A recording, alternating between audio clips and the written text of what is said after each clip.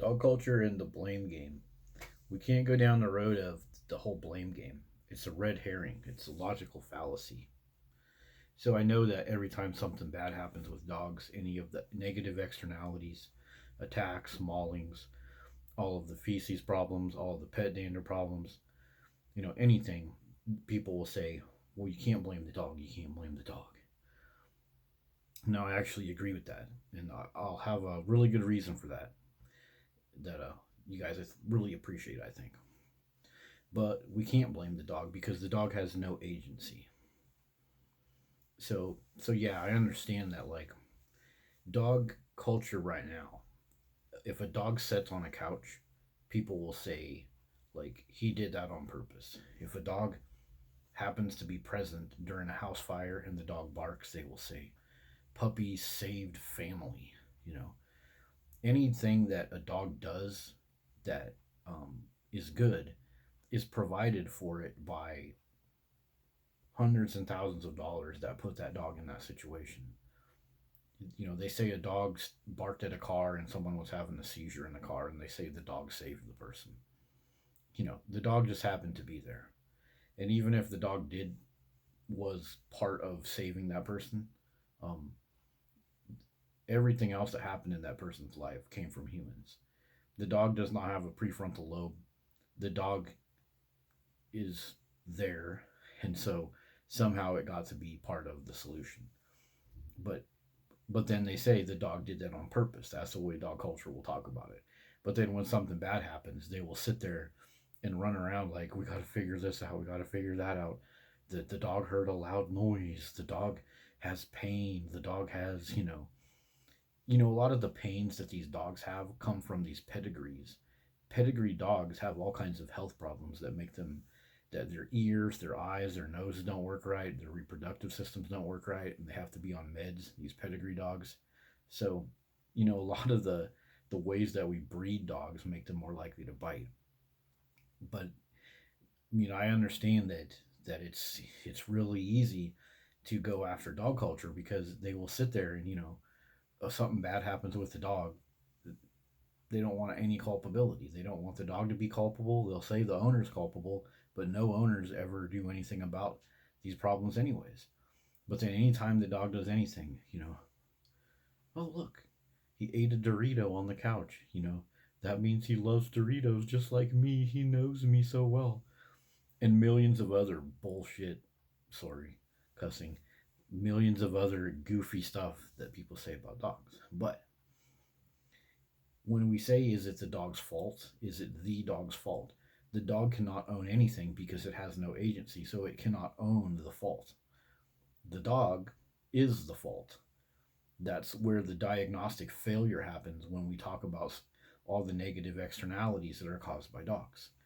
Everything, barking, whatever, veterinarian expenses, all the diseases that are related to dogs. The dogs are the fault.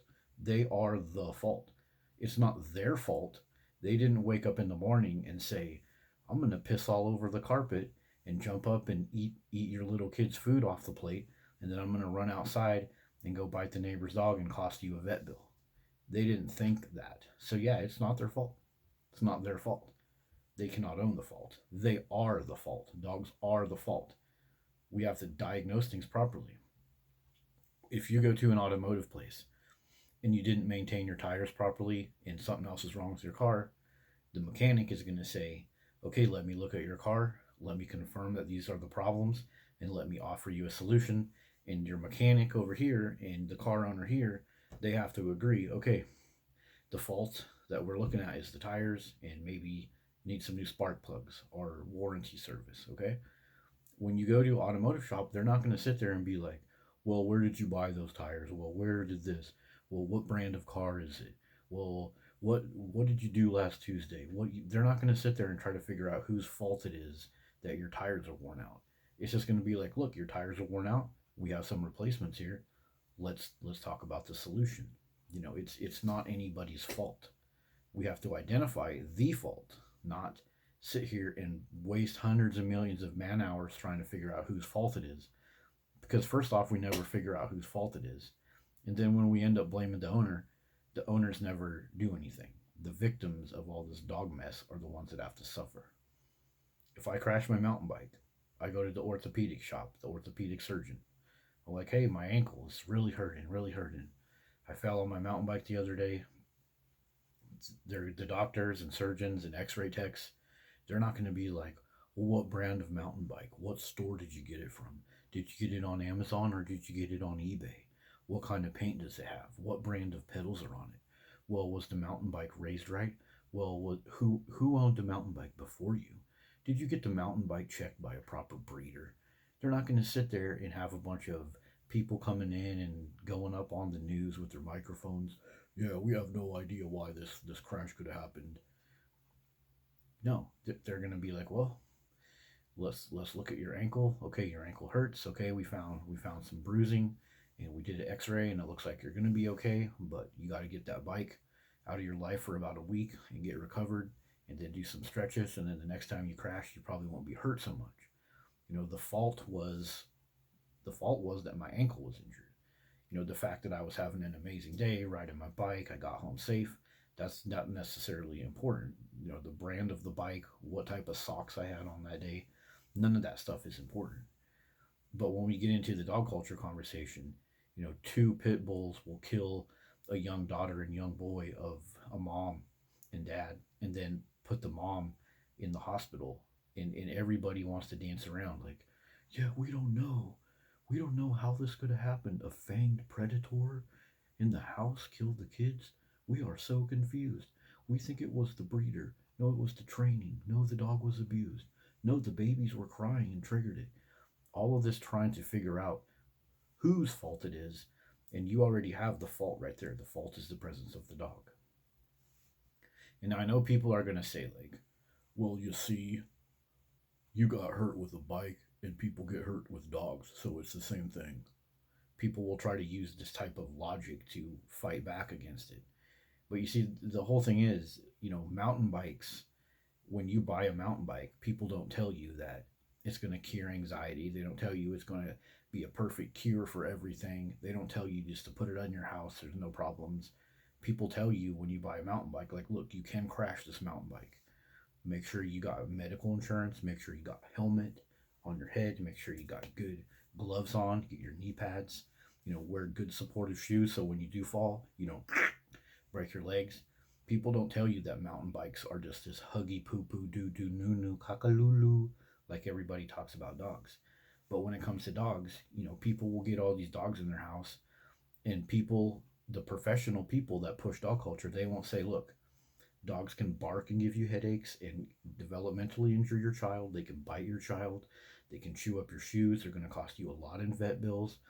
They don't talk about all the dangers of dogs and talk about all the possible ways to save yourself. They will literally put pictures all over the internet of little kids kissing up on pit bulls, kissing up on German shepherds and Rottweilers, and cane corsos now too. Cane corsos are the new replacement for pit bulls. The internet will advertise those as your buddy, your friend, man's best friend. Be a fur daddy, get a baby, be a fur mama. And so I know what's going to happen when I talk about mountain bikes, or that car example. People are going to be like, well, see, cars always have problems just like dogs. Right. But cars provide an amazing service for us. Mountain bikes provide amazing fun for us to connect with our fellow humans and go out in nature and hear the amazing sounds and see the amazing sights. Dogs don't do that. And dogs are pushed as some kind of cure for everything. And then, even when dogs bite and all these terrible maulings happen, all of society comes in. The police, the SWAT, the trainers, the breeders, the vet techs, they all come in, and they're just like, they got the microphone. Yeah, this is Officer Doo Doo Bagoo here, and we're gonna figure out what could have happened. We had a whole bunch of fanged predators next to little kids, and we don't know what the problem could be, so we're gonna recommend a whole bunch of vaccines for the dogs. And then you'll have over here another entity coming in. Oh yeah, we live next to them, and their dogs were so precious. I always petted their dogs every Wednesday. I went over there and gave them a pup cup. All of the people respond to these dog attacks like, they're so clueless and they got to do a bunch of investigations and spend a bunch of money to fix it, when the fix is right there. The fix is the presence of the dog. It's not the dog's fault. The dog is the fault. And it's with, like with the mountain biking example, you don't have a bunch of people coming in doing that. You just have culpability. The guy that crashed his bike, he's gonna have to be like, dude, I was out there in the rain having so much fun.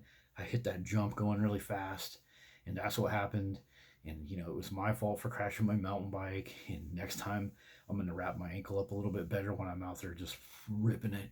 And yeah, it was my fault for crashing my bike, but I got some solutions, and I'm gonna employ those solutions and share those solutions with my fellow humans. And mountain biking is gonna be funner and safer. But with dog culture, we never do that. We just sit there with like, ooh, everybody acts confused, investigations, blah blah blah.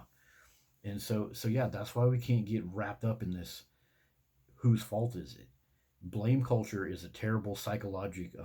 It's like pouring acid into your head, and it tears us away from the realities of it when we sit here trying to blame.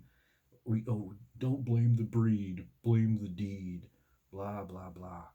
If you want to blame anything, we have to blame the culture. We have to blame the people in the industry that lie to us, that push all this bullshit dog propaganda on us. Dogs are better than humans.